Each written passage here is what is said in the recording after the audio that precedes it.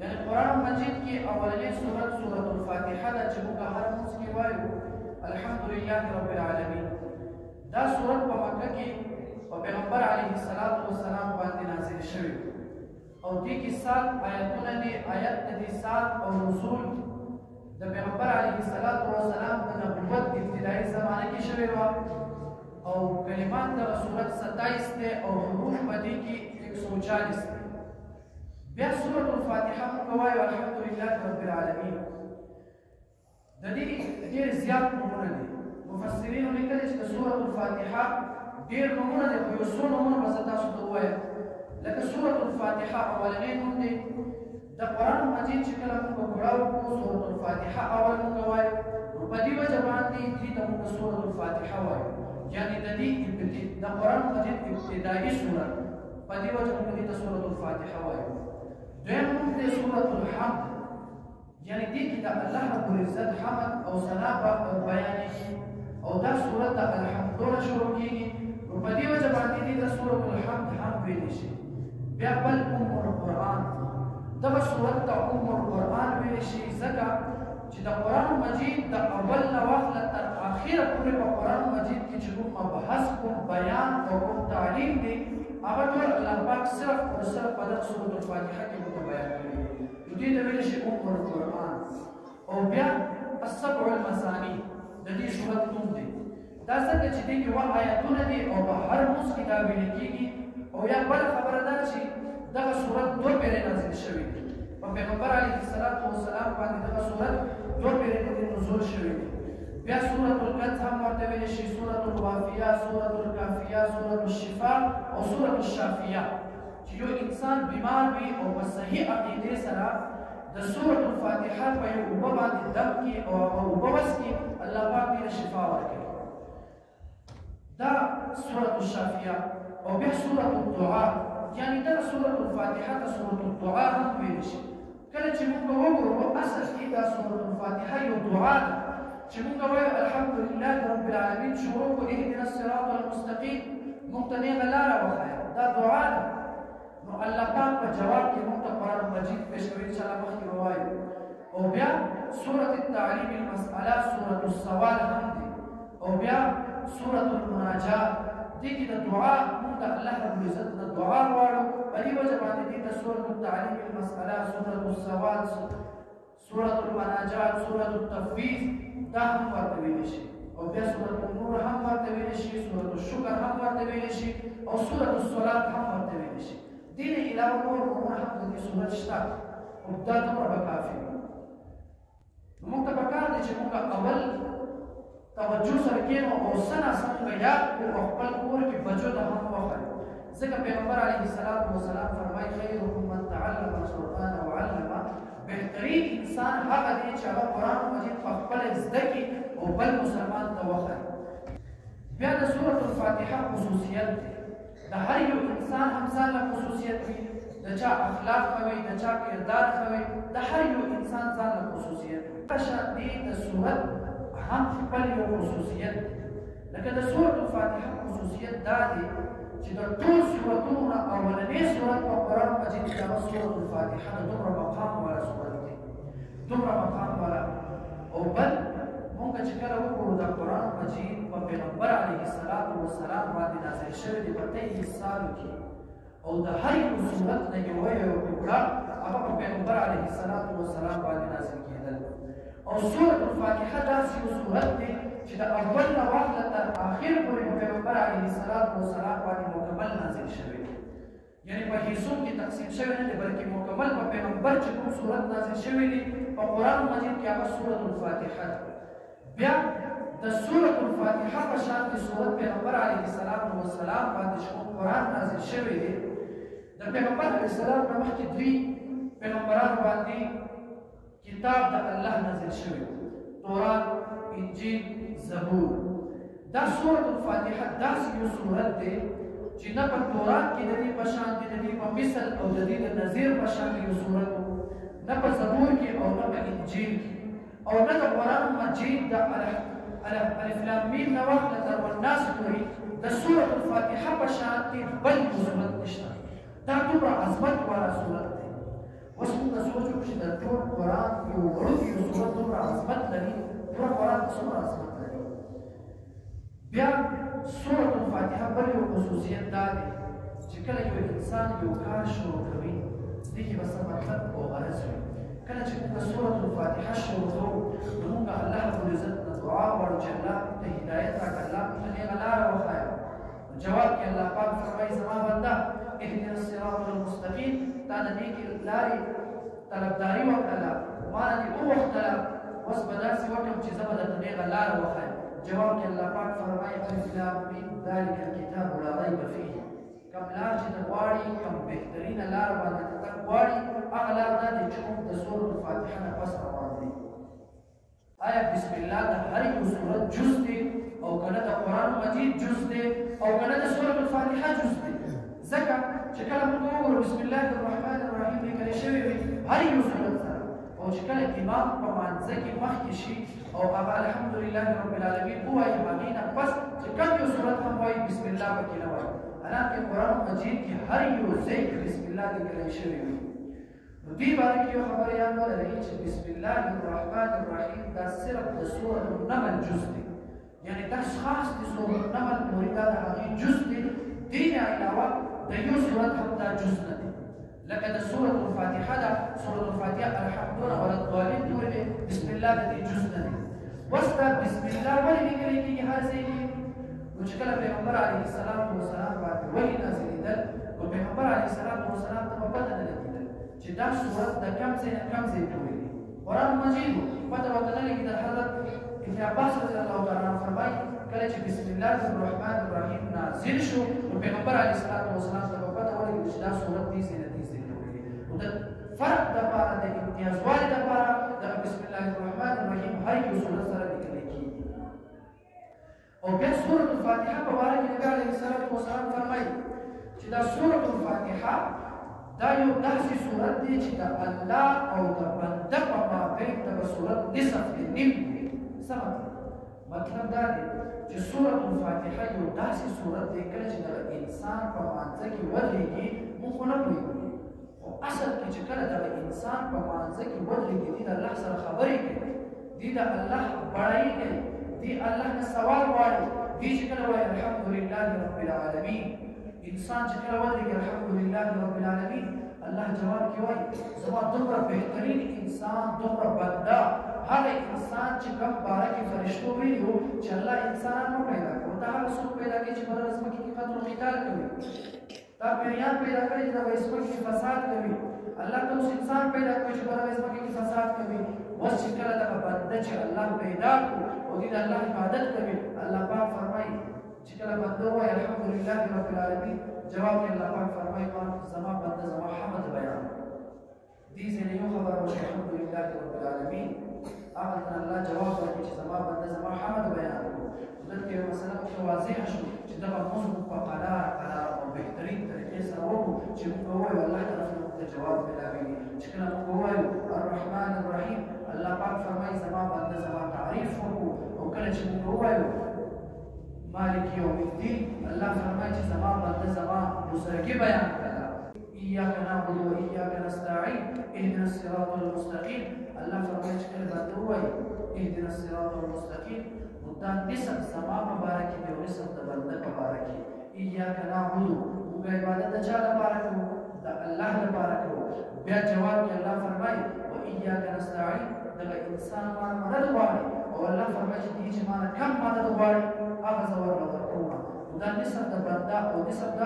الله په باره کې. بیا دې نه واخلې اهدنا الصراط المستقیم اخره پورې دا دعا ده، طلب دې موږ طلب ته دعا کوو چې الله موږ ته نیغه لاره وښایي، الله موږ ته دنیا د مصیبت د هر قسم شرور نه موږ په امان کې وساتي. الله بیا موږ ته وایي په مانځه کې چې موږ ووایو اهدنا الصراط المستقیم، الله بیا جواب وکړي چې زما بنده چې کوم دعا ته وکړو، کوم طلب ته وکړو، څه چې ته مانه غواړي زه به دا درله پوره وکړم، زه به درله دا پوره درکړم. نو موږ ته پکار ده چې د لمونځ موږ آهسته آهسته ووایو. بیا دغه بسم الله الرحمن الرحیم دا ویل په مانځه کې څنګه دی؟ صحیح ده که نو څنګه چې زموږ قرآن مجید نه مخکې درې کتابونه وو، تورات، زبور، انجیل، به موږ عمل په قرآن مجید باندې کوو. همدارنګه زموږ په دنیا کې څلور مذهبونه دي د امام ابو حنیفه رحمه الله، د امام مالک صاحب، د امام شافعي صاحب او د امام احمد بن حنبل رحمه الله. باقي درې واړه په حق څنګه چې تورات، زبور، انجیل په حق دي، دغه شان د درې واړه مذهبونه په حق دي. موږ عمل په قرآن باندې کوو، همدارنګه موږ عمل په فقه حنفیت باندې وکړو.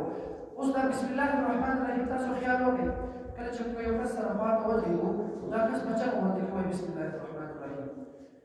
نو د امام شافعي صاحب په نسبت باندې چې د بسم الله الرحمن الرحیم په جهر ویل باندې دا افضل دی د امام شافعي صاحب په نسبت باندې. چې کله امام جمع ته مخکې شي او دې چې کله قرات وایي نو دې په جهر باندې به بسم الله وایي، چې په کم موس کې دې د الحمدلله په جهر وایي. دا د امام شافعي صاحب مسلک دی. او بیا هغه وایي چې کوم مانځه کې په قلار باندې امام قرات کوي نو دې په دغه مانځه کې د بسم الله به هم په قلار باندې وایي. او بیا د امام ابو حنیفه رحمه الله او د امام احمد رحمه الله په نسبت باندې د بسم الله ویل په مانځه کې په قلار دا بهتر دی څنګه چې موږ وایو. نو په دې باندې موږ عمل وکړو. او بیا دې نه پس سورة الفاتحه زموږ سره نننی درس د سورة الفاتحه ده او زموږ درس خصوصیت او زموږ خاص ترجیح به هغه باندې کوم چې معاشره کې ضرورت وي. ان شاء الله موږ کوشش کوو چې هر مسله بیان کوو چې په معاشره کې ضرورت وي. د معاشره کې د ټولو اولنی ضرورت د مونځ دی چې کله موږ مونځ وکړو او بیا د مونځ موږ د صحیح طریقې سره وکړو. بعضې زموږ نوجوانان داسې وي چې هغې قرآن ویلي نه وي، یا بعضې مشران داسې وي چې هغې قرآن ویلي نه وي، نو هغې په دې نه پوهېږي چې آیا د سورة الفاتحه دا کم ځای کې ویل غواړي او کم ځای کې نه ویل غواړي. بعضې کسان راشي د جمعې په ورځ باندې اکثر امام شروع کړي الحمدلله رب العالمین، بیا ورپسې بل مقتدي هغه هم شروع کړي الحمدلله رب العالمین الرحمن الرحیم، هغه هم ورسره وایي. او کله کله داسې وشي بعضې نوجوانان چې کله امام ووایي قل هو الله احد، اوس دغه نوجوانان بعضې داسې وي چې دوی ته دغه قل هو الله احد صورت یاد وي نو دوی هم په امام پسې شروع کړي یا د شرط بل یو صورت. نو دغه مسله تاسو ځان سره یاد وساتئ چې کله د امام پسې تاسو ولاړ یې او امام پسې لمونځ کوئ نو دغه سورة الفاتحه به نه وایئ. چې کله موږ امام پسې ودرېږو بعضې نوجوانان وایي ما پخپله اورېدلي چې کله موږ امام پسې ودرېږو نو بعضې نوجوانان دغه سورة الفاتحه امام پسې وایي. نو دا ویل نه دي پکار. ولې ویل نه دي پکار؟ د پیغمبر حدیث دی او د قرآن آیت دی انشاءالله به تاسو ته وایم. او زموږ معاشره کې بل یو کار بعض نوجوانان داسې کوي چې کله دغه انسان دغه امام په جهر باندې چې قرات وایي الحمدلله رب العالمین نو دا ټول شاته خاموش ناست وي. څلور رکعاته لمونځ وي، اولنۍ دوه رکعات مثلا د ماسخوتن دوه رکعات کې امام وایي الحمدلله رب العالمین، شاته پسې یو کس ولاړ دی هغه وایي الحمدلله رب العالمین. او یا بعضې داسې وي چې اولنۍ دغه دوه رکعات کې غلي کښېني، اوس دغه دوه رکعات خو وشو نو امام پکې په چغه باندې وایي الحمدلله رب العالمین، بس دوه رکعاته پاتې شو. په دې کې خو امام په چغه باندې الحمدلله رب العالمین نه وایي. صحیح ده که نه؟ بس آیا په دې صورت کې د مقتدي لپاره سورة الفاتحه ویل څنګه دی؟ دی به سورة الفاتحه وایي یا د ماسپښین لمونځ دی امام خاموشه باندې وایي الحمدلله رب العالمین، بس چې شاته کوم کسان ناست دي به سورة الفاتحه وایي او که نه وایي. صحیح ده؟ نو دې کې هم څلور مذهبونه دي چې کله موږ وپېژنو نو بیا به موږ خپل عمل کې راوړو دا به بهتر وي. د امام شافعي رحمه الله په نسبت باندې دغه سورة الفاتحه د امام پسې ویل دا فرض دی. هغه وایي چې پیغمبر علیه الصلاة والسلام فرمایي لا صلاة لمن لم یقرأ بفاتحة الکتاب، که چا سورة الفاتحه ونه ویله هغې لمونځ نه کېږي. اوس که ته په امام پسې ولاړې او سورة الفاتحه دې ونه ویلې ستا لمونځ نه کېږي. دا چا مذهب دی؟ د امام شافعي. ښه په غوږ شئ توجه سره چې بیا ګډوډ نه شئ. صحیح ده که نه؟ اکثر موږ مسله یو شانتې بیان کړو بیا خلک هغه پوهه نه شي یا وانهوري بیا هغه مسله باندې غلط عمل کوي یا خلکو ته هم غلط بیانوي. د امام شافعي صاحب په نسبت باندې امام پسې که امام په چغه باندې وایي او که په قلاره باندې وایي دغه سورة الفاتحه فرض دی د امام شافعي صاحب په نسبت باندې. صحیح ده؟ او بیا د امام مالک او د امام احمد رحمهم الله په نسبت باندې امام چې کله په چغه باندې الحمدلله رب العالمین وایي مقتدي بیا غلی کېني ورته وږي به یږدي او چې کله امام د ماسپښین لمونځ وي دغه امام چې کله په خاموشه باندې الحمدلله وایي نو بیا به مقتدي الحمدلله رب العالمین دا به وایي. دا د چا په حدیث باندې د امام مالک او د امام احمد رحمه الله په حدیث باندې چې کله امام په چغه باندې دغه تلاوت وکړي نو تاسو ته پکار دی چې غلي کړئ، او کله چې امام په چغه نه وایي ماسپښین لمونځ وي تاسو امام پسې الحمدلله رب العالمین ووایي. دا د امام احمد او د امام مالک رحمه الله مسلک دی. اوس به راشو د امام ابو حنیفه رحمه الله طرف ته. زموږ استاسو امام هغه امام ابو حنیفه رحمه الله دی. موږ عبادت کوو په دې نه پوهېږو چې آیا موږ د چا په طریقه عبادت کوو. موږ قرآن وایو موږ په دې نه پوهېږو چې دا قرآن په چا نازل شوی دی. موږ لمونځ کوو موږ په دې نه پوهېږو چې آیا د لمونځ د چا په طریقه دی. نو یو خبره به تاسو اوس د ځان سره نوټ کړئ چې زموږ امام څوک دی. د امام نوم چاته یاد دی؟ که چاته یاد نه وي یاد کړئ زموږ امام ابو حنیفه رحمه الله دی چې امام شافعي صاحب د امام ابو حنیفه رحمه الله یو شاګرد امام محمد رحمه الله ورته ویلی شي، او دغه امام شافعي د امام محمد رحمه الله شاګرد چې د یو مذهب امام دی. اوس سوچ وکړئ چې امام شافعي صاحب د امام ابو حنیفه د شاګرد دی. امام ابو حنیفه څومره یو لوی امام دی. زموږ چې څنګه پیغمبر د ټول پیغمبرانو سردار دی، زموږ قرآن مجید د ټول کتابونو نه بهتر کتاب دی. همدارنګه زموږ امام ابو حنیفه رحمه الله د ټول امامانو سردار او د ټول استاد دی. په هغه باندې عمل کوو چې د امام ابو حنیفه رحمه الله مسلک دی. اوس زموږ مسلک څنګه دی؟ اوس موږ به څنګه لمونځ کوو چې څومره کسان دلته ناست دي او څومره زما اواز اوري. هغه لمونځ طریقه دا ده چې کله موږ راشو امام پسې ودرېږو سبحانک اللهم وبحمدک دا ووایو ولا اله غیرک پورې دې نه پس موږ به خاموشي اختیاروو. که امام په چغه باندې قرآن وایي، که تلاوت په چغه کوي او په آهسته وایي، که لمونځ د ماسپښین وي، که د مازدیګر وي، که د ماسخوتن وي، ته چې کله راشي امام پسې ودرېږي الله اکبر سبحانك اللهم وبحمدك وتبارك اسمك وتعالى جدك ولا اله غيرك. بالکل غلی به کېږي. که د ماسپښین لمونځ وي چې کله هم د امام پسې لمونځ کوي سبحانک اللهم دې وایي بیا به غلی کېږي. صحیح ده؟ بیا به امام پسې ښکته شي الله اکبر به ووایي سبحان ربي العظیم دا به ووایي او سورة الفاتحه به امام پسې به موږ نه وایو. دا مثلا مو زده کړله چې کله یو انسان امام پسې ودرېږي راشي امام پسې لمونځ کوي نو دې کې سورة الفاتحه نه وایي. دې سورة الفاتحه نه وایي. زموږ بعضې نوجوانان چې کله راشي هغې امام پسې سورة الفاتحه وایي. نو موږ ته پکار دی چې موږ سورة الفاتحه ونه وایو امام پسې. بعضې خبرې به تاسو باندې بوج کېږي. هغې وجه دا وي که نه چې بعضې خبره علمي وي نو تاسو هغه تاسو باندې بوج شي ځکه چې ستاسو هغې سره تعلق جوړ شوی دی. لکه یو کس چې نوي تبلیغ ته لاړ شي او دا تبلیغیان چې کله شپږ نمبر یې وایي که نه نو هغه کس بوجېږي تنګېږي. خو کله چې هغه 3 ورځې ولګي 3 روزه ولګي 10 ورځې ولګي هغې ته ډېر خوند او مزه ورکوي. بیا دغه شان دا قرآن مجید داسې یو کتاب دی چې کله کله موږ دې قرآن نه خبر نه یو نو بیا دا په موږ باندې بوج کېږي. لکه د حضرت عمر رضی الله تعالی عنه واقعه چې کله موږ وګورو عمر رضی الله تعالی عنه هغه د پیغمبر علیه السلام د قتل لپاره روان عمر رضی الله تعالی عنه هغه چې کله د پیغمبر قتل ته روان څه لپاره قتل ته روان چې پیغمبر قرآن ویل خلکو ته پیغمبر دین ښودله. اوس عمر رضی الله تعالی عنه د قرآن نه هم خبر نه دی د دین نه هم خبر نه و. هغه وخت کې هغې ایمان نه و راوړی ټول یې په لاس کې راواغېستله او ځي د پیغمبر علیه السلام د قتل لپاره روان دی. کله چې لاړو په لاره کې یو کس ورته وایي چېرته ځي؟ وایي زه د پیغمبر علیه السلام قتلومه د پیغمبر علیه السلام به دغه سر جدا کومه. چا ورته وایي وړه تا به پیغمبر قتلولو دپاره روان یې د کوم پیغمبر باندې چې قرآن نازلېږي او ستا خور هغه قرآن لولي ستا خور هغه قرآن باندې ایمان راوړی هغه پیغمبر باندې لاړو خپل خور ته. اوس ګورئ دومره سخت یو انسان چې د پیغمبر قتل دپاره روان و اوس هغه خپل خور ته خور ته قرآن تلاوت کوي. نور قرآن الله باندې کې تلاوت وکړي. کله چې عمر بن خطاب رضی الله تعالی عنه په غوږ باندې د قرآن تلاوت ولګېدو دومره اثر یې وکړ چې عمر رضی الله تعالی عنه خپل خور ته وایي ما دې پیغمبر ته بوځه چې د دې په لاس بیعت وکړه او ایمان یې راوړی. اوس مسلمان ما ورته سوچ وکړه چې داسې یو کس چې د پیغمبر د قتل لپاره روان و هغه چې کله قرآن واوري نو هغې باندې دومره اثر وکړو چې هغې کفر پرېښوستو او ایمان یې راوړو او نن ما ورته مسلمانان یو د قرآن سره څنګه مینه محبت لرو د قرآن درس موږ څنګه واورو او بیا موږ سوچ وکړو چې دا قرآن زموږ په زړونو کې اثر کوي او که نه کوي او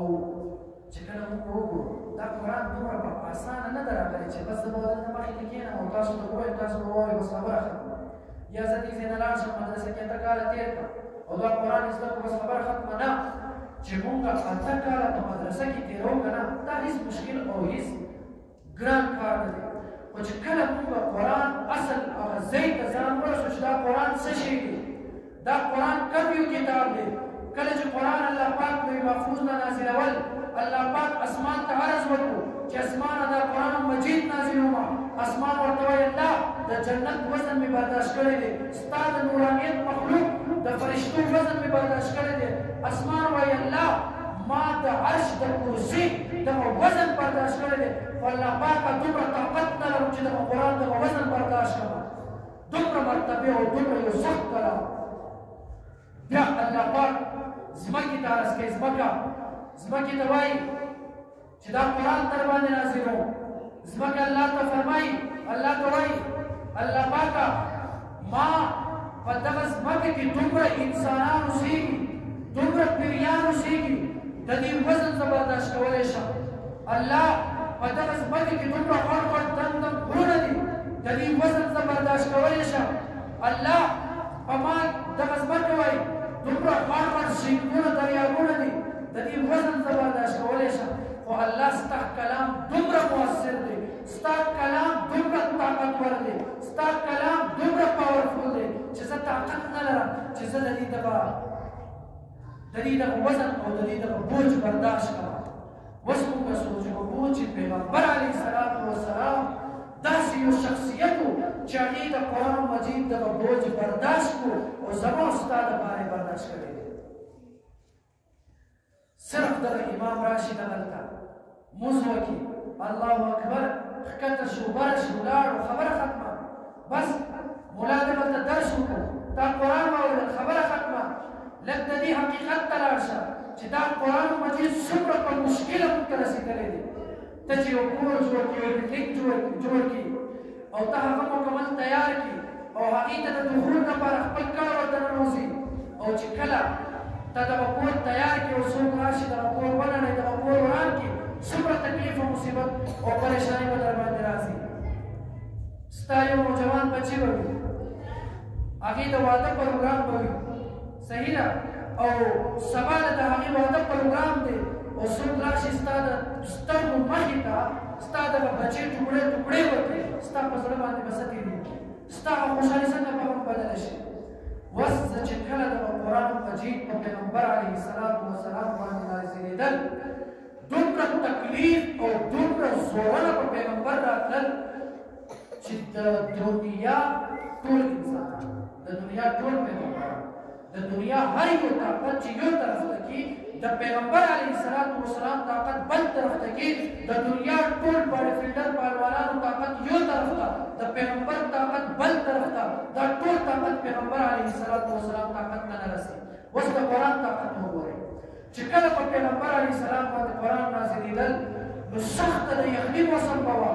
نبي علیه السلام باندې به دومره تکلیف او دومره زور راغی چې د پیغمبر علیه السلام بدن نه به دغه خوله پسینه دا به جاري شو او د څاڅکو په شان یې داسې بهېدل دومره سخته په پیغمبر علیه السلام باندې تکلیف و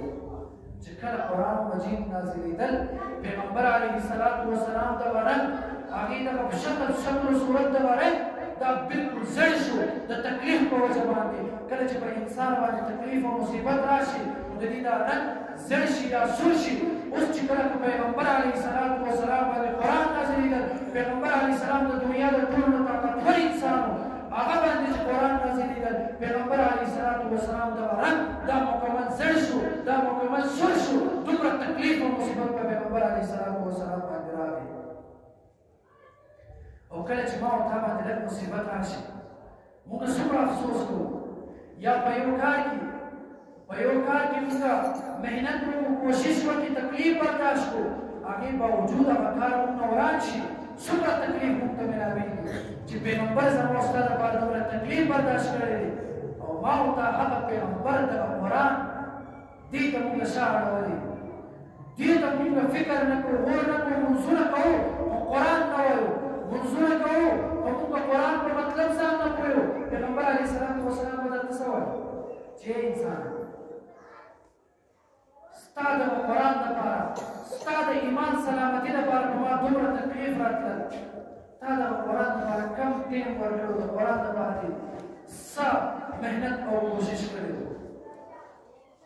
او بیا د صحابه کرامو په شان دي خلک څومره طاقتور خلک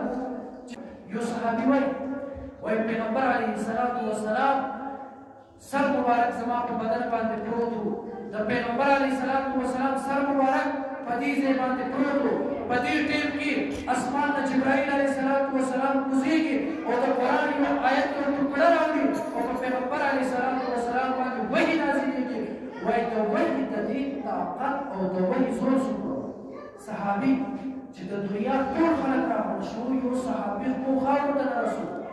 هغه صحابي څه وایي پیغمبر علیه السلام سر مبارک زما په بدن پروت و چې کله په پیغمبر باندې وحي نازلېدل دومره تکلیف او دومره زور او دومره بوج و چې زما دغه هډوکي ماتېدل شروع شو دا هډوکي دا په اسانه باندې نه ماتېږي دا هډوکي دا ډېر زیات کلک وي مضبوط وي دا نه ماتېږي وایي د پیغمبر علیه السلام باندې چې کله دغه وحي نازلېدل دومره سخته وه چې زما دغه هډوکي ماتېدل آیا هغه قرآن چې د پیغمبر علیه السلام باندې دومره په سخته نازل شوی دی هغه قرآن ته ما او تا څومره ټیم ورکوو الله پاک فرمایي وما خلقت الجن والانس الا لیعبدون ما انسان او پیریان صرف او صرف د خپل عبادت دپاره پیدا کړي آیا انسان چې کله الله پاک فرمایي چې ما انسان د عبادت دپاره پیدا کړی دی نو اوس موږ وګورو چې د الله عبادت څومره کوو نافرمانیانې څومره کوو چې کله زموږ د دنیا کار راشي د دنیا معامله راشي نو هغې ته څومره توجه کوو د قرآن او حدیث طرف ته څومره توجه کوو انسان دغه چې کله یو طاقتور انسان هم وي ډېر زیات طاقتور انسان چې کله معاملې په غاښ باندې درد راشي دې برداشت کولی شي بلکل نشي برداشت کولی چې کله په سر باندې درد راشي دې دغه تکلیف برداشت کولی شي بلکل نشي برداشت کولی یا چې کله تاسو دروازه کولاوئ او دغه دروازه کې ستا دغه ګوته بند شي او دغه دروازه را بند کړي څومره تکلیف درته ملاویږي او چې کله ګناهګار انسان ته قبر ته لاړ شي چې کله دې ګناهګار وي دا قبر مکمل داسې را تنګ شي دغه پختۍ دا یو بل کې داسې دننه وځي مسلمان هغه تکلیف به څوک برداشت کوي کوم یو انسان هغه برداشت کولی شي دنیا کې ما ته هم پته ده تا ته هم پته ده چې دا اور سوځول کوي اور کار دا دی چې دې سوځول کوي یو انسان هم هغې ته داسې لاس نه نیسي په غلطۍ کې هم او کوشش کوي چې د اور نه ځان بچ کړي او دا هم موږ منو چې جهنم شته زه هم منم ته هم منې ټول خلک مني په کلام کې داسې یو انسان هم نشته چې هغه د جهنم نه انکار وکړي د مرګ نه انکار وکړي او بیا مسلمانه چې کله د هغه جهنم نه انکار نه کوي بیا د هغې نه ځان بچولو لپاره محنت او کوشش ولې نه کوي هغې نه ځان بچولو لپاره تیاري ولې نه کوي دلته چې په یو کور اور بل شي ټول راجمع شي اوبه واچوي اور مړ کړي جهنم اور خو داسې دی اور پرېږده د جهنم د اور یو عسکر وټه دنیا ته راشي دا دنیا ته رحم برحم شي آخر سخترین ځای هغې نه د بچ کېدو لپاره ما ورته څومره محنت او څومره کوشش کړو نو مسلمانان موږ ته پکار دی چې څومره ژوند موږ ته تېر کړی دی الله موږ ته معافي وکړي الله پیغمبر علیه السلام فرمایي التائب من الذنب کمن لا ذنب له چې یو ګناهګار انسان وي هر څومره ګناه وکړي او چې کله دې توبه وباسي الله ټول ګناهونه معاف کوي او چې کله توبه نه وباسي الله به ورته عذاب ورکړي او هغه عذاب داسې نه وي چې کوم دنیا کې دا مشکلات او مصیبت وي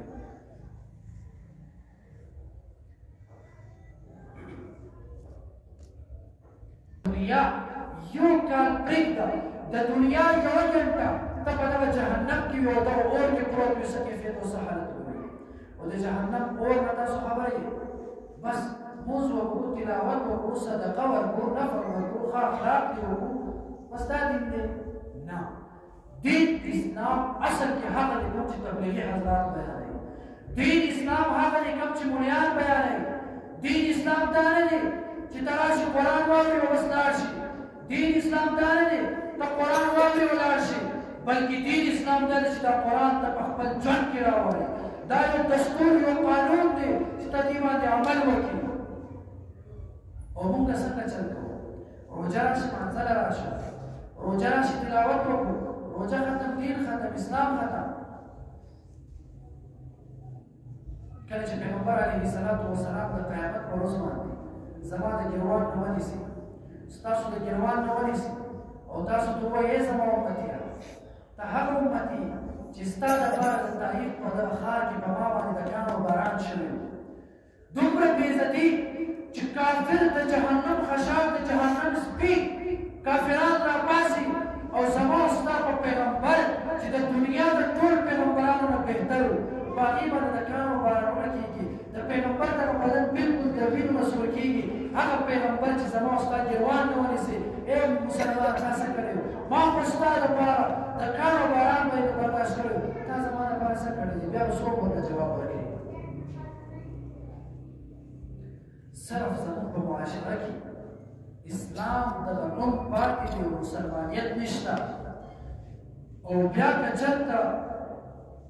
مونږ وګورو په دغه دنیا کې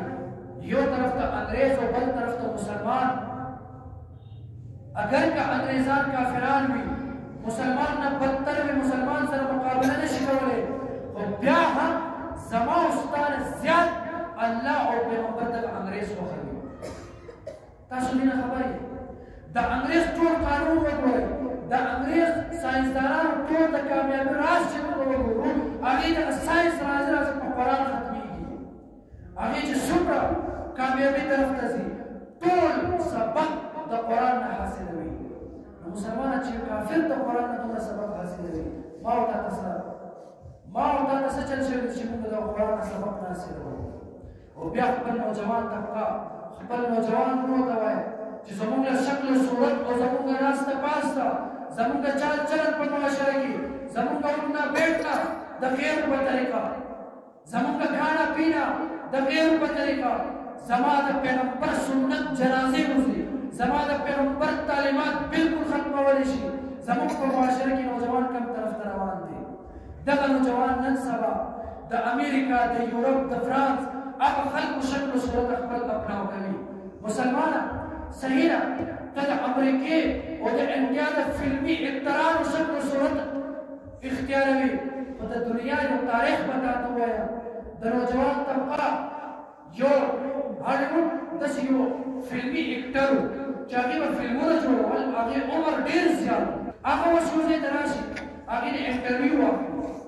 انټرویو واخلي هغې ته وایي چې ستا د کامیابي راز څه دی چې ستا عمر 80 سال دی او ستا بدن ته چې موږ وګورو ته یو 20-25 سال نوجوان ښکاري اوس هغه فلمي اکټر جواب ورکړي وایي मुझे और तो कुछ पता नहीं है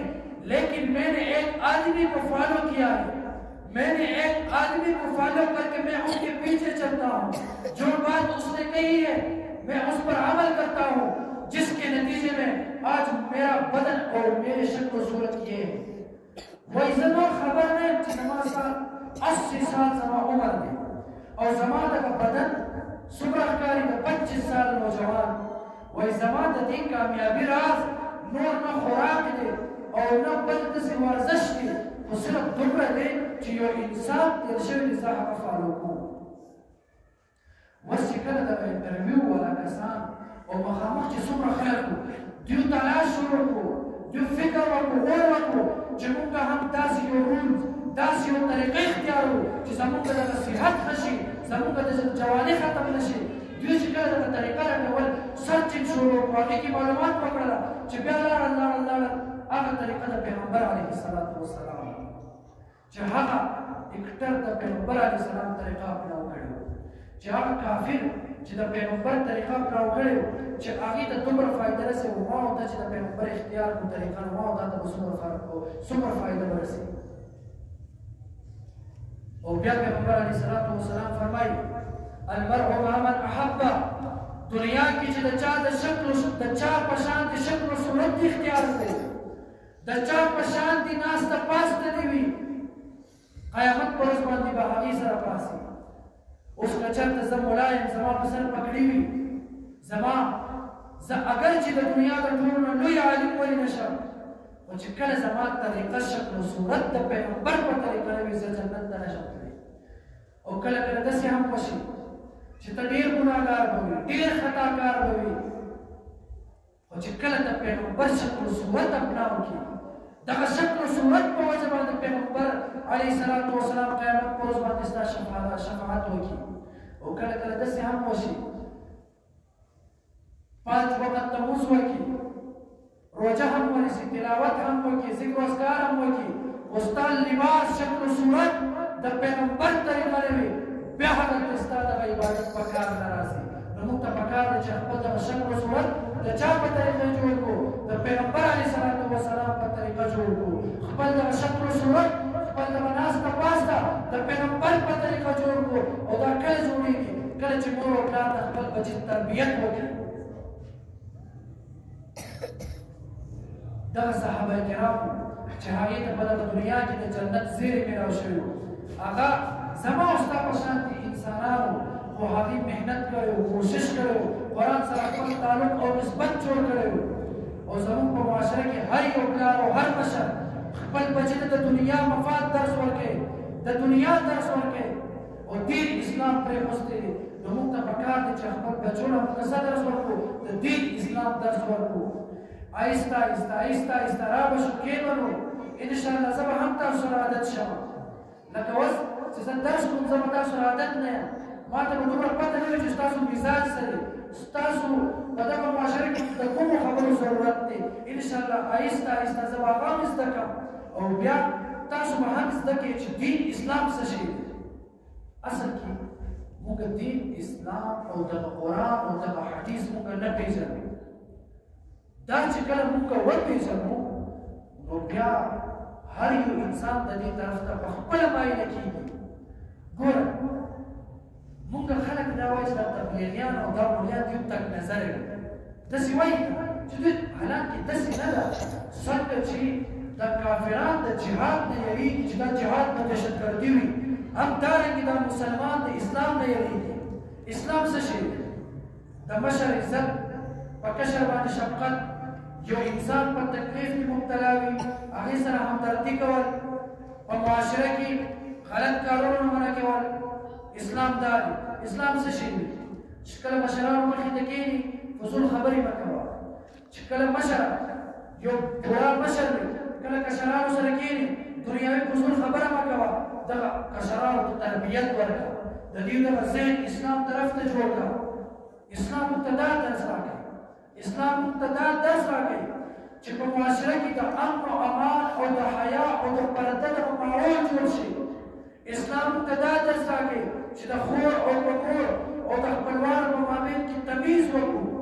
اسلام موږ ته کوم درس راکوي؟ اسلام موږ ته دا درس راکوي چې یو طرف ته ستا ورور وي، بل طرف ته ستا یو ګاونډي وي، ستا د ورور په ګاونډي کې به فرق نه وي. څومره خیال چې د خپل ورور ساتي، دومره خیال چې د خپل بل مسلمان هم ساتي. اسلام موږ ته دا درس راکوي، خو موږ د اسلام نه پېژنو. خپل دغه نوجوانان نه دي، هر یو انسان په کور کې ماشوم دی، هر یو انسان په کور کې نوجوان دی. بیا هر یو انسان په کور کې دغه نوجوان د دنیا په کاروبار کې مشغول وي، د دنیا په کاروبار کې اخته وي. خو مسلمانه دومره وکړه، ډېر مه کوه، ډېر مه کوه، لږ خپل بچي ګرنټي سره درته وایم. دغه ملا او طالب تاسو نه پېژنئ چې ملا او طالب څوک دي. زموږ په معاشره کې بس ملا او عام انسان بس یو شان دي. زما په سر پګړۍ ده، مړه دې ځان له کار نه. طالب هغه دی چې هغه د فرشتو په وزرو باندې ګرځي، او دا طالب بل ځای نه راځي. ستا دغه بچي نه هم طالب جوړېږي. راوله خپل دغه بچي ملا مخې ته کېنوه، قرآن او حدیث ورته زده کړه چې دوی په ځمکې باندې ګرځي او فرشتې ورته خپل دغه وزرې غوړوي. ستا بچي، ستا د ټول خپل بچو له داسې یو مقام او مرتبه ورکوي. مسلمانه خپل بچي نه داسې جوړ کړه چې سبا مړ کېږي، مخې کېږي او ستا جنازه کېږي. ته چې بچي نه ډاکټر جوړ کړي، پروفیسر انجینر جوړ کړي، او چې سبا ماشي دا اوس جنازه نشي کولی داسې بچي نه څه کوي خپل بچي نه ډاکټر جوړ کړي انجینر جوړ کړه خو ورسره ورسره د قرآن او د حدیث د تعلیمات هم ورله ورکړه بیا محترمو خپل بچو تربیت د قرآن او حدیث سره جوړ کړي او د قرآن او حدیث تربیت څنګه وي د قرآن نننۍ خبره بس تاسو د ټول درس او خلاصه تاسو به یو خبره ځان سره نن یاد وساتئ او په دې سوچ وکړئ او خپل کور کې دا وکړئ او مشوره وکړئ او په دې عمل وکړئ نننۍ درس د ټولو خلاصه ده چې ټول عمر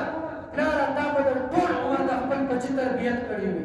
ستا بچي به درسره 30 سال تېر کړی وي خو ته د به روجې یوه میاشت خپل بچي دلته ولېږه انشاءالله د 30 سال نه بهترین تربیت ګرنټي سره به انشاءالله موږ ورته دلته کوو د مور او پلار تربیت یو بچي به وي 20 سال 30 سال عمر به وي کله چې مال او پیسه راشي ورته کله واده وکړي دنیا کې مشغول شي زما د الله په ذات قسم چې د مور او پلار ته سپک وي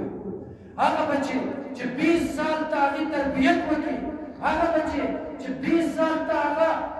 پالنه وکړي هغه بچي چې ته ورته کھانا پینا او لباس بندوبست وکړي او بیا چې کله هغه بچي درته سپک وګوري ستا په زړه باندې به څه تېرېږي او بیا مولیانو پسې منډې وایي چې بچي مې نافرمان دی تعویضونه وکړي داسې ډېر کېږي ګورئ دا سوچ وکړئ چې د قرآن اثر وګورئ چې 20 سال ستا بچي تا سره تېر کړي او هغه ستا نافرماني کوي او چې کله د مولا او طالب مخې ته یو طالب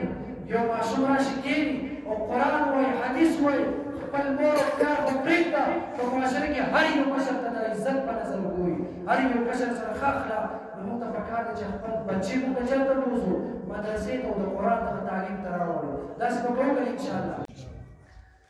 نو سورة الفاتحه د قرآن مجید اولنۍ سورت دی سورة الفاتحه د قرآن مجید اولنۍ سورت دی چې الله پاک ته موږ هم الله ته درخواست کوو الله پاک هم ته بیا جواب ورکړي الحمدلله رب العالمین ټول تعریفونه د چا لپاره دي د الله رب العزت لپاره دي الله رب العزت څوک دی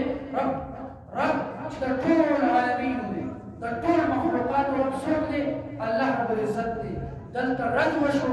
په خلکو باندې څوک چې شرک کوي د الله رب العزت سره بعضې خلک داسې وو چې هغې الله رب العزت سره شریک ګڼل چا به د ستوري عبادت کول چا به ویل چې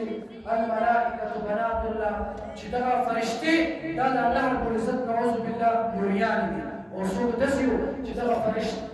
څوک داسې وو چې هغوی به ویل چې دغه عزیر علیه السلام او حضرت عیسی علیه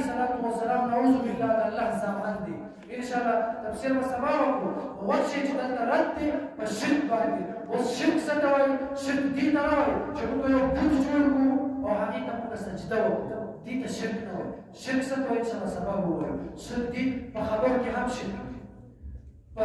چلنا پھرنا اٹھنا بیٹھنا کې هم شرک نو دا به انشاءالله زده کوو صرف دا نه دی چې موږ بت ته سجده وکړو دا شرک دی راشو دا درس واورو قرآن زده کړو چې آیا موږ چېرته شرک و مبتلا نه یو انشاءالله الحمدلله رب العالمین ټول تعریفونه ټول صفات د چا دپاره د الله رب العزت دپاره الرحمن الرحیم چې ډېر زیات مهربان دی او ډېر زیات بخښونکی ذات دی هغه څوک دی الرحمن چې په دنیا کې د الله رب العزت دپاره رحمت دا په هر چا باندې وي بعضې خلک وایي چې خیر دی موږ منظوره نه کړو تراویح روژې نه کړو ولې نه کړو الله مهربان دی ښه الله مهربان دی الرحمن الله مهربان دی په کافر په مشرک باندې د الله رحمت وي په مسلمان باندې هم خامخا وي او په دنیا کې د الرحمن الرحیم الله مهربان وي په آخرت کې په چا باندې په مسلمانانو او نیکانو باندې اوس پیغمبر علیه الصلاة والسلام فرمایي د دنیا د ټولو نه بدترین انسان هغه دی چې ډېر ګناهونه هم کوي او داسې هم وایي چې الله مهربان ذات دی نه الله قهار او جبار ذات هم دی یو رول دی یو طریقه ده ګناه کوي الله به عذاب ورکوي قهار او جبار دی نیک اعمال کوي الله رحمان او رحیم ته جنت به درکوي ایاک مالک یوم الدین الله تعالی د ورځې د جزا مالک دی د ورځې د قیامت ولې یاد کړو الله اوس هم مالک دی سبا هم مالک دی بله ورځ هم مالک دی قیامت ولې یاد کړو قیامت ځکه یاد کړو چې دنیا کې د قیامت په شان ورځ نه تېر شوی دی او نه به بیا تېر شي دومره سخترین ورځ چې دغه ځمکه به د تامبېل وي او د نور به ډېر ښکته وي ګناهګار انسان په خپل خولو کې به ډوب وي د خولو او د ګرمۍ او د حرارت یو سمندر انسان کوړی او ځوالته شپون کېږي محترم دومره سخترین ورځ چې پیغمبران هلته د خپل ځان د بچاو لپاره د خپل فکر کې هغوی به د نفسي دغه نارې لګوي او زما ستا پیغمبر به د امتي ناره لګوي دا هغه ورځ دی محترمه چې الله مالک د روز د قیامت دی چې دومره سخترین ورځ دی مسلمانه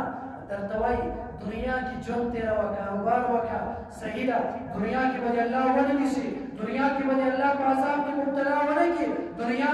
دغه هیش او د دنیا دغه خفګان نه په مرګ سره خلاص شي چې کله مرګ راشي ایاک مالک یوم الدین قیامت په ورځ باندې به د الله دربار نه به چرته ځي الله پاک فرمایي چې الله پاک د قیامت د ورځې مالک دی الله پاک د قیامت د ورځې چې هلته به د هیڅ چا سفارش نه قبلېږي هر یو انسان سره برابر حساب کتاب به کېږي هغه ورځ به ویلېږه ایاک نعبد و ایاک نستعین موږ د الله عبادت کوو خاص تا عبادت کوو خاص تا نه مدد غواړو بالکل نه غواړو نه تش په خوله وایو عمل نشته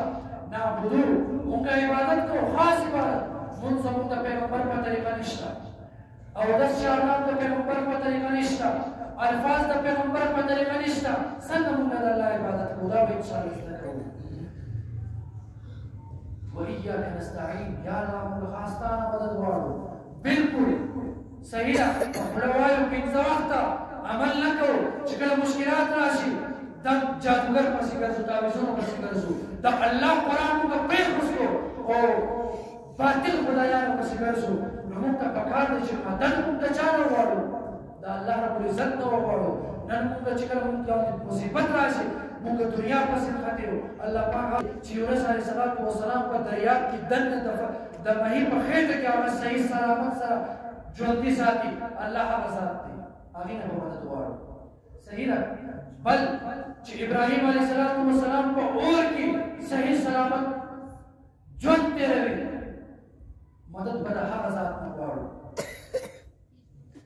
مدد به د هغه چا نه غواړو چا چې موږ له زندګي راکړې ده اهدنا الصراط المستقیم الله پاکه موږ ته نیغه لاره وښایه په نیغه لاره موږ روان کړه المستقیم چې نیغه لاره ده نیغه لاره څه ته ویلی شي دې کې هم انشاءالله سبا ډېر زیات اوږد بحث دی چې صراط مستقیم پنځه وخته موږ وایو دې ځای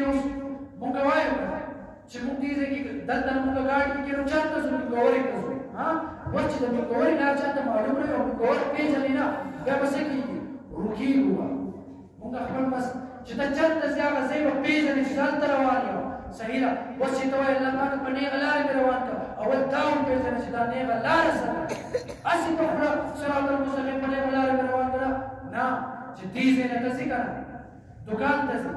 څه سودا رااخلي که نه که نه هسې دوکان ته ځې ورته ودرېږي ما نه راکړه څه شي راکړي دوکاندار به یې راشي دې څه غواړي خو چې ته کله ورته وایې چې وراکړه چې نه راکړه درله به درکړي دغه شانې ته صراط مستقیم غواړي مونځ کوي روژه نیسي خو دا ووایي دا څه دپاره نیسي دا د چا لاره ده دا خو وپېژنه که نه نو دا به انشاءالله موږ پېژنو سبانۍ درس کې چې دا د چا لاره ده د انبیاء کرامو د صدیقینو د شهداو او د صالحینو صراط الذین انعمت علیهم لار د هغه کسانو چې تا انعام کړی دی په چا باندې انبیاو باندې په نیکانو باندې په شهداو او په صالحینو باندې غیر المغضوب علیهم ولا الضالین نه لار د هغه کسانو چا باندې ستا غصه شوي ستا غضب پې شوي او نه لار د ګمراهانو محترمه یو خبر یاد ولرئ انشاءالله زه به کوشش وکړم او دا تاسو سره وعده کوم او الله سره هم تر قرآن مخې ته وعده کوم چې کوم خبره د الله او د پیغمبر د قرآن مطابق وي هغه به په ښه ښکاره تاسو ته وایم او زما به تاسو نه دا وعده وي انشاءالله چې کوم څه الله موږ ته ویلي دي چې دغه خلکو ته ووایه دغه ملیانو دغه طلباو ته هم وایه چې حق بیان کړي حق دا نه دی چې د چا پسې لګیا شي غیبت وکړي حق دا نه دی چې د معاشره کې جګړه پیدا کړي حق دا نه دی چې د انتشار اختلاف پیدا کړي حق دا دی چې قرآن کې الله څه فرمایي هغه تاسو ته بیان کړي نو تاسو راشئ انشاءالله کوشش به وکړم چې زه به تاسو سره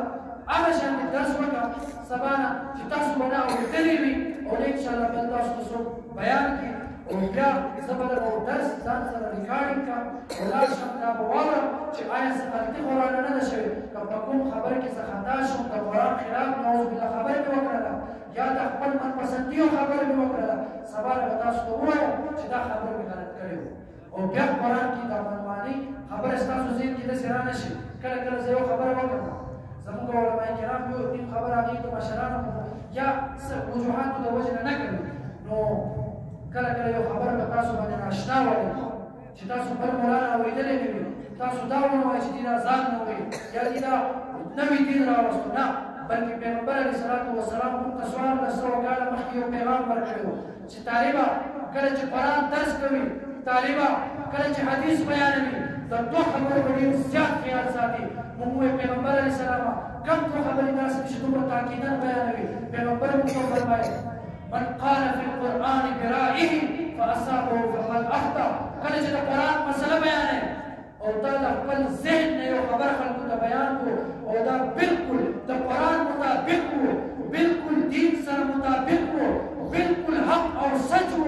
لیکن تا د خپل عقل نه کار اخیستی و بیا هم درته ګناه ملاویږي نو موږ به کوشش کوو انشاءالله چې هر خبره به د قرآن نه کوو او دویم خبره پیغمبر علیه الصلاة وسلام موږ ته ویلي وو چې عالمه کله چې ته درس کوي کله چې خلکو ته بیان کوي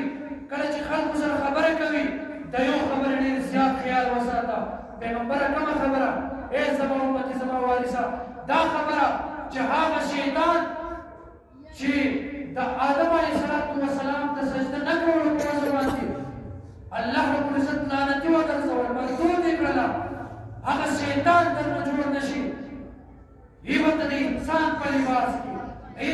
ته د ملا په لباس کې او چېرته د هغه شیطان درنه جوړ نه شي پیغمبر هغه شیطان څنګه جوړېږي چې قرآن درس کوو پیغمبر وایي چې کوم کس د قرآن او د حدیث د خبره دا پر سریام ښکاره څنګه چې قرآن ویلي وي داسې بیان ونه کړي د دې عالم نه دی بلکې دا روح او ګونګې شیطان نو انشاءالله موږ به د دوه خبرو ډېر خیال ساتو چې چېرته موږ هغه شیاطینو کې را نه شو چېرته موږ نه شیطان جوړ نه شي چې موږ حق او سچ خبره ونه کړو انشاءالله محنت کوشش به کوو او ډېر محنت سره ډېر پر احترام او ډېر احتیاط سره به انشاءالله تاسو ته قرآن او حدیث بیانو او انشاءالله کوم خبر چې بیانو د دنیا کې د ټول د دنیا چې څومره خلک دي بالکل چې دلته یو خبره زه بیان کړم هغه به بالکل حق او سچ به وي او هغې به یې زه ذمهوار یم انشاءالله او درس کې کله کله داسې خبرې هم راشي چې یو نیم مسله مونږ لمانځه کې یو شانتې کوو او زه درته بل شانتې بیان کړم هغه مسله قرآن او حدیث کې غلط نه وي هغه مسله